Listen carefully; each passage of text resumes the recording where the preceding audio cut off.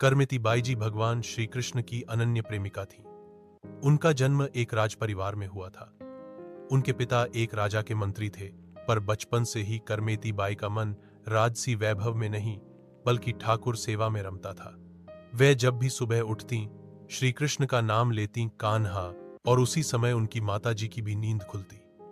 यह प्रभु नाम ही उनके घर का सवेरा बन गया था।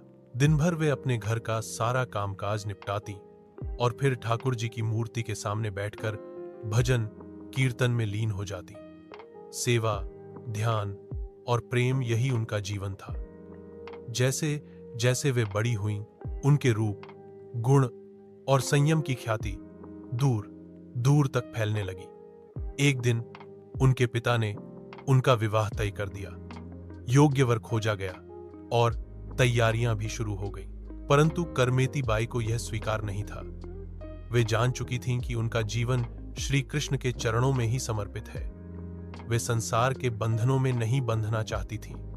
विवाह उनके भक्ति मार्ग में एक दीवार बनता, जिसे वे सहन नहीं कर सकती थीं। इसलिए एक रात वे चुपचाप घर से निकल गईं। माला, एक छोटी ठाकुर जी की मूर्ति और कुछ वस्त्र लेकर।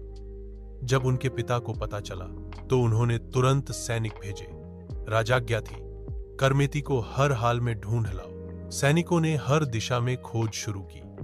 खोजते हुए वे एक स्थान पर पहुंचे जहां एक मरा हुआ ऊंट पड़ा था, जिससे भयानक दुर्गंध आ रही थी। लेकिन वहीं करमेती बाई छिपी थीं, उसी शव के पास। कृष्ण प्रेम में इतनी मग्न थीं कि उन्हें उस सड़ांध का तनिक भी आभास नहीं हुआ। सैनिक वहां तक पहुंचे, लेकिन दुर्गंध के कारण टिक न सके और उन्हें ढूंढ नहीं पाए।